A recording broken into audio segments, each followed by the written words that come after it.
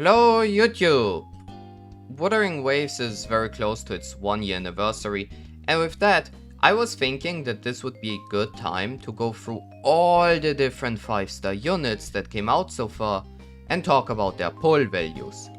Despite Wuthering Waves not having any real power creep at the moment, and all limited 5-star units being very good at pretty much any endgame mode, there are obviously still characters that do provide more value than others to the player's account by, for example, being more flexible in team building or being way more universal in endgame modes.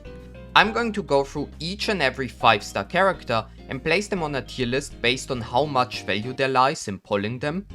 Keep in mind that this is going to be based completely on my opinion and experiences as a day 1 player, and that just because a character is being put by me in a low inherent pull value tier doesn't mean they are bad.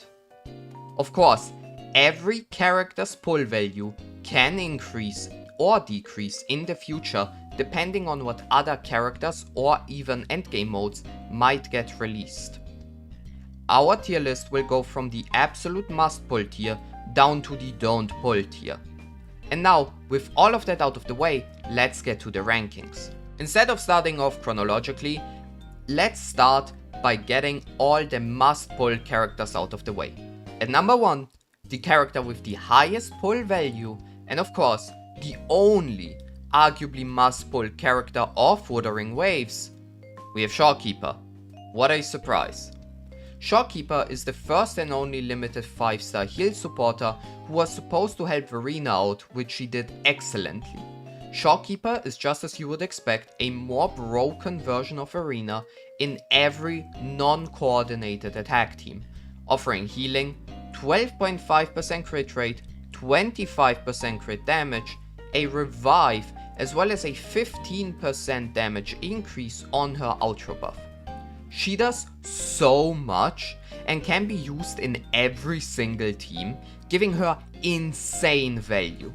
She also stacks HP, making her a potentially incredible meat shield for holograms, where if you aren't sure whether you can dodge the attack or not, you can just switch to Shorekeeper and potentially tank a hit or two.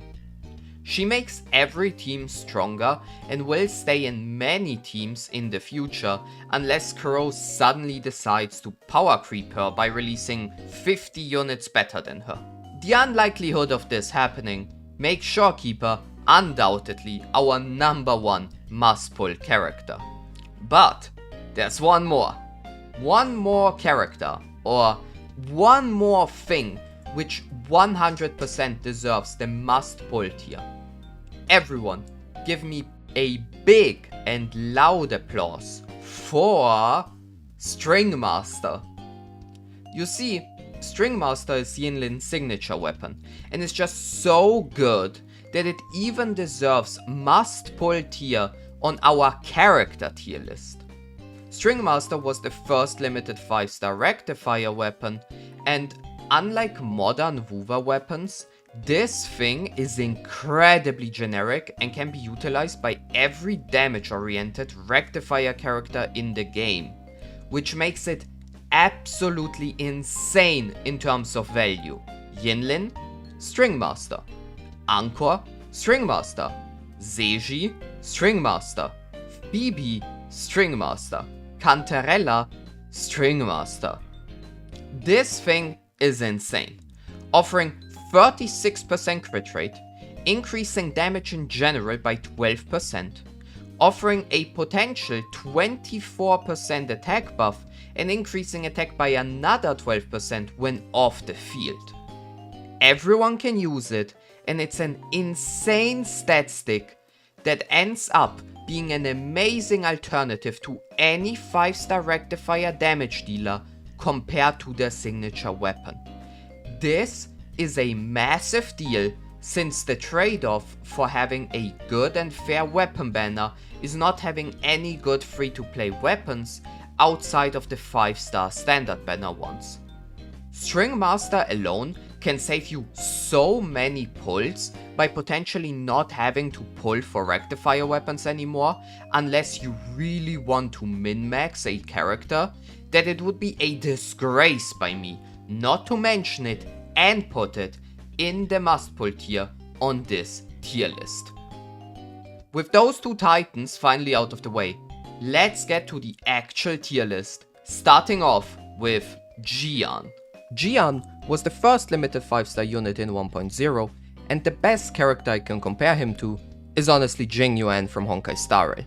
The more time passes, the better this guy becomes. He's been strong since 1.0, can still even today clear the Tower of Adversity effortlessly. He's broken in the new Wuthering Waves endgame mode due to him having a group effect and also being really good at taking out trash mobs.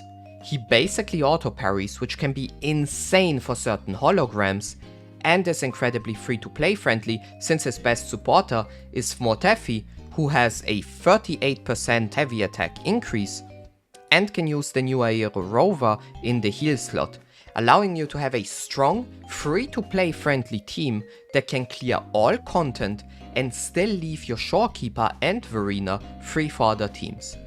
He is, however, still just a hypercarry DPS, which heavily binds him to his own team. Unlike a certain other DPS character on this tier list, he also doesn't have a real nuke ability that is going to severely help him kill bosses, and only offers very high consistent DPS, making Jiyan a high pull value character on this tier list. Yinlin. Yinlin's weapon is insane. Her? Not so much. She's a pure sub DPS for a very specific element, which only has one limited 5-star as a main DPS character. She cannot be used as a main DPS and can't even be used outside of her own limited electro team as a sub DPS due to her needing to be played quick swap to have decent rotations, at which point you might as well just play a pure quick swap team. And even then, she still gets outclassed as a raw sub DPS by other limited 5-star DPS characters, making her insanely lackluster in terms of value, at least as of right now. I haven't been using my Yinlin since forever and can't really use her. Her Xiangli Yao team is strong, but unless you play during 1.2, you would need to pull him as well. All of this lands Yinlin as our very first meh character. Congrats! Jinhsi. Jinhsi has been with us since 1.1 and has been showing an amazing performance inside of TOA by being an amazing boss killer due to dishing out the nukes consistently. Her team can be incredibly free to play friendly by using Verena and Yuan Wu, with Yuan Wu not even needing any investment. No, seriously, mine is still level 5. You can of course upgrade her team by adding a Zhezhi and now even a Cantarella, but that's about all you can get from her. Her Wuthering Waves performance is, in my opinion at least, very bad due to Jinhsi needing some time to prep her nuke, and without coordinated attacks, you won't even get the maximum damage multiplier you can. Her hologram performance is also lackluster due to her usually having to dodge all the time and very rarely getting a chance to do her 4 basic attack combo unless you consistently and constantly go for her animation cancel. All of this just means that you won't really get more out of Jinhsi than what you are pulling her for, which isn't a bad thing, but it also isn't like Jiyan, who will give you way more than just a smooth TOA performance, getting Jinhsi to our does what it's supposed to tier. Changli. My most played character in the game. I am 100% surely unbiased when I tell you that she's even more must-pull than Shorekeeper. But all jokes aside, she's genuinely insane. I firmly believe that Changli has the most broken kit out of any Wuva character so far, as she can do anything. Hyper carry, sub DPS, quick swap, support, burst, DPS, she just does it all. She's the quick swap queen, and she can be used in any team you want. Changli Anchor, Changli Jinhsi, Changli Xiangli Yao, Changli Carlotta, Changli Phoebe, she just does it all. She's easy to play and understand, but incredibly hard to master if you want to play her in a team like for example Xiangli Yao Quick Swap. She's great in TOA, amazing in Weaver, and my to-go character for any new hologram which isn't fusion resistant. And the most insane part about her, she still hasn't gotten her best teammate who can fully utilize her Resonance Liberation and Fusion Damage buff outro skill. So she's basically only going to get stronger and her value is only going to go up. With her being able to fill out so many roles, fit in so many teams, and not even having her best teammate out yet, I would with bias put her in must pull tier. And without bias, she still lands in our second highest tier, right behind Stringmaster, making her a super high value character. Zhezhi. Yes, I'm not going to call her Zhezhi, deal with it. What can I say? I hate her.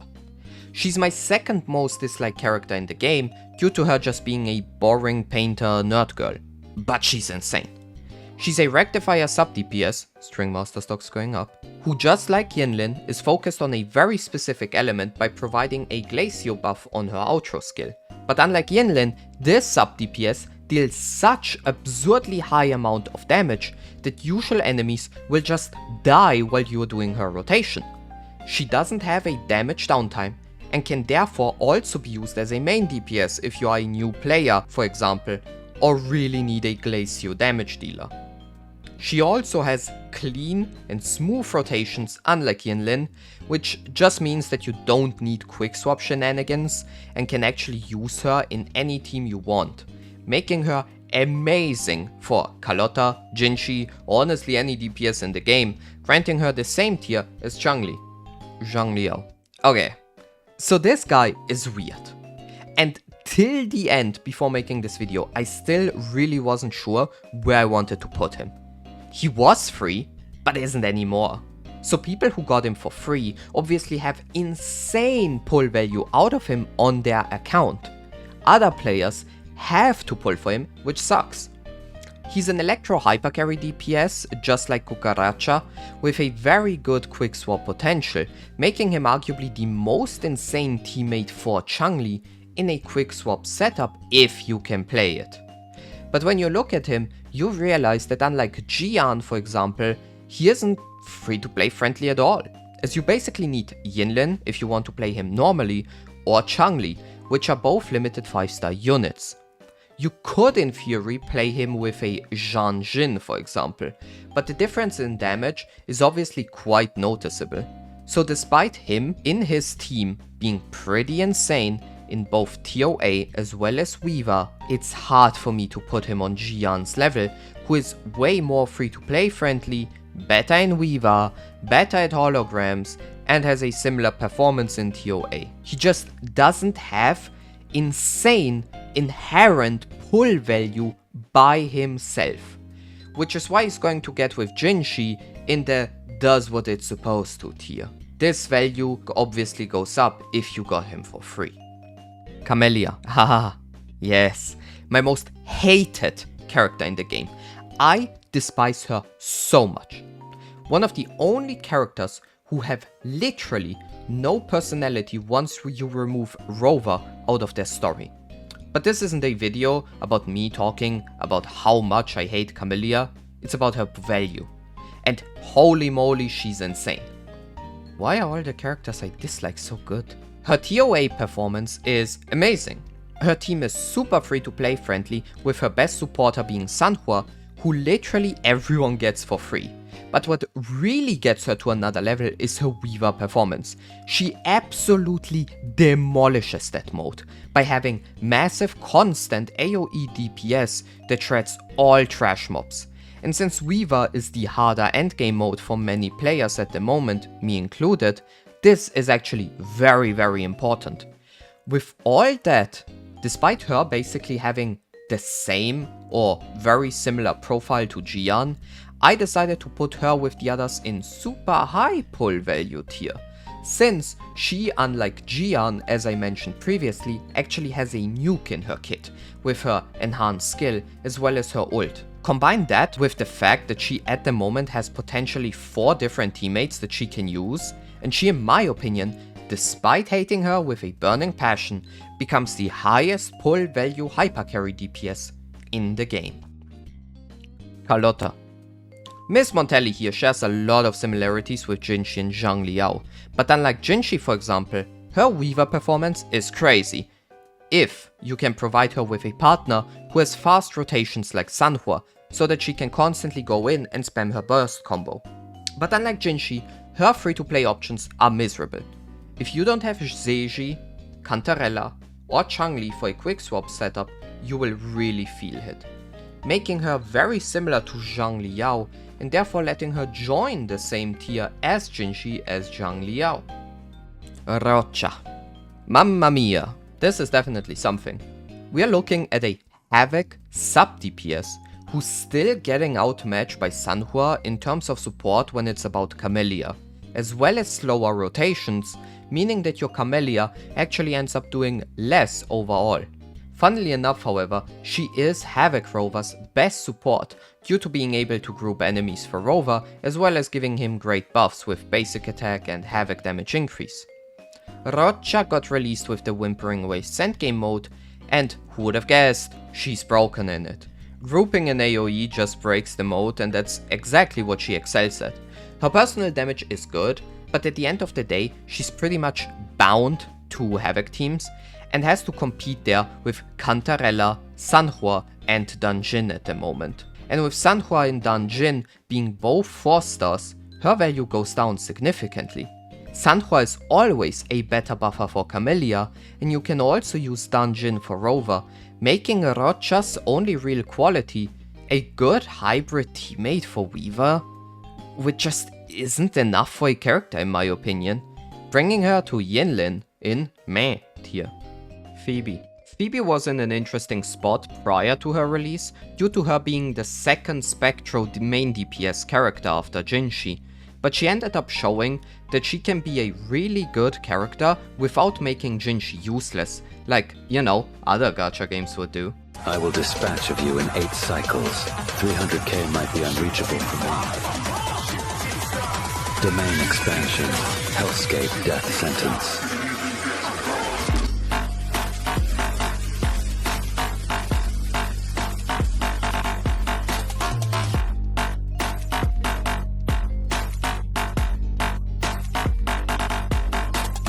Phoebe is amazing and just as free-to-play friendly as Jinhsi, as she just needs one teammate who is Spectra Rover, who doesn't even need investment to do his thing.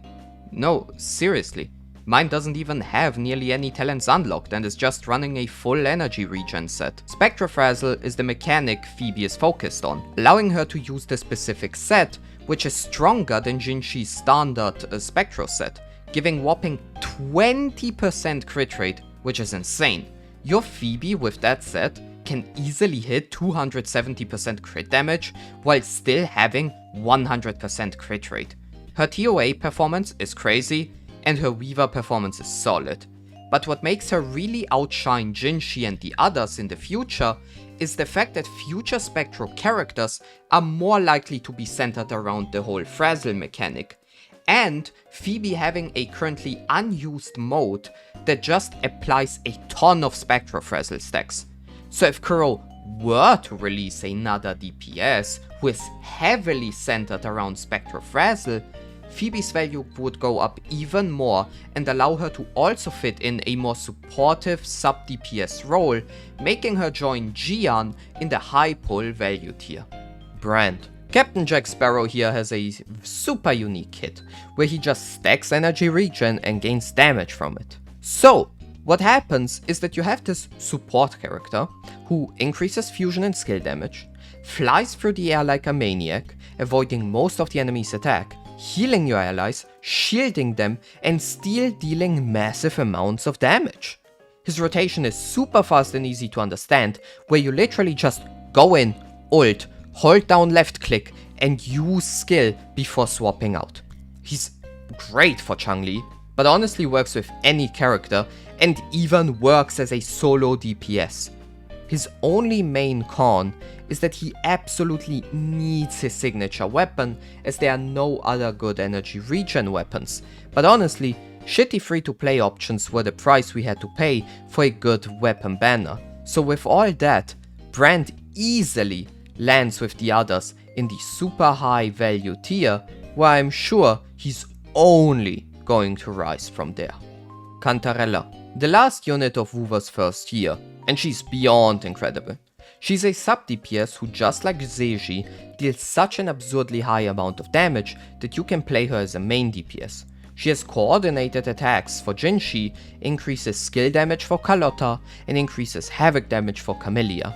Her personal damage is amazing, her rotation is fast, and the best thing about her, just like Zhezhi prior to Carlotta's release, we don't have a unit yet who can fully utilize her havoc and skill damage increase outro skill, meaning that Cantarella's value will only increase with time. Just like Zhezhi, she ends up in this super high value tier, concluding this list with an interesting cast. And that concludes our tier list. Keep in mind that just because a character is low value does not make them bad at all. I've been using Jinhsi and Carlotta daily, but I can definitely feel how much more I got out of my Changli pull back in the day. Feel free to tell me what you disagree with, who you would put higher or lower. Like and subscribe, share this video, and I will see you in the next one.